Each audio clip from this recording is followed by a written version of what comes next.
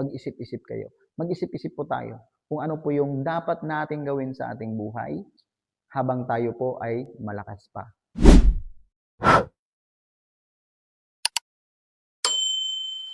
Mga kapatid, mga kaibigan, may ibabahagi po ako sa inyo. At may mga katanungan na rin. Ikaw po ba ngayon ay nagsiserve kay God? Or hininto mo na ang iyong pagsiserve kay God? May mga tao po mga kapatid na sinasabi nila sa kanilang sarili na sakali na lang daw silang mananampalataya sa Diyos or magsiserve kay God pag sila po ay matanda na. Saka na lang po daw sila magsilbi sa ating Panginoon kung makuha na nila ang kanilang mga gusto or yung kanilang mga goal. Karamihan po mga kapatid sa mga taong ganyan ay iba po ang kanilang pananaw sa Diyos. Iba po ang kanilang layunin sa kanilang buhay. Yan po yung mahirap sa atin mga kapatid.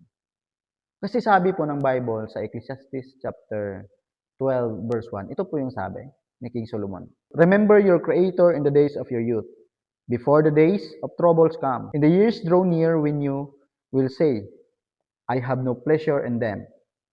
So dito po mga kapatid, isa po itong paalala sa atin na kung saan remember your Creator in the days of your youth.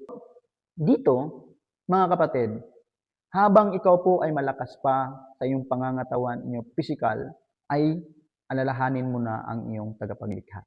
Alalahanin mo na ang Diyos na kung saan siya po ay nagsakripisyo sa atin.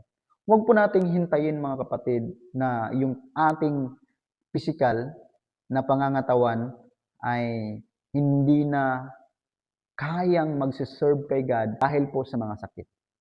So habang ikaw po ay malakas mga kapatid, habang ikaw po ay malakas sa iyong pangangatawan, ay gawin mo na kung ano ang nararapat para sa Diyos. Sundin mo na ang kanyang kagustuhan. Magsiserve ka na kay God mga kapatid.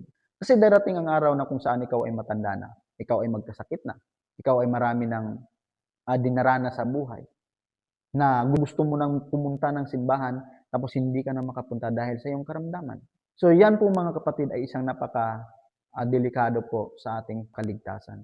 Kasi sabi po ng Bible, kailangan po nating alalahanin ang ating tagapaglikha in the days in our youth. Mga kapatid, in our youth. Ito po ay paalaala sa atin. Ito po ay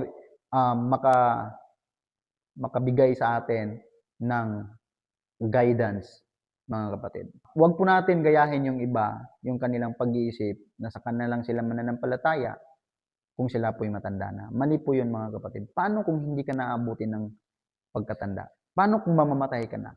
Paano kung madisgrasya ka? Paano kung magkasakit ka? Hindi ka na makapunta sa simbahan, hindi ka na makadalo sa gawain ng ating Panginoong Jesucristo dahil ikaw ay may sakit na. Paano kaya kung yun ay mangyari sa buhay mo? Kaya nga po mga kapatid, mag-isip-isip kayo. Mag-isip-isip po tayo kung ano po yung dapat nating gawin sa ating buhay habang tayo po ay malakas pa. Yung lakas mo, binigay yan ng Diyos, kaya gamitin mo yan para sa Diyos. Huwag mo yang gamitin mga kapatid para sa mga gawaing walang kabuluhan. Gawin po natin or gamitin po natin yung lakas na binigay ng Diyos para sa kanyang kaluwalhatian. Yan po ang paalaala po sa atin.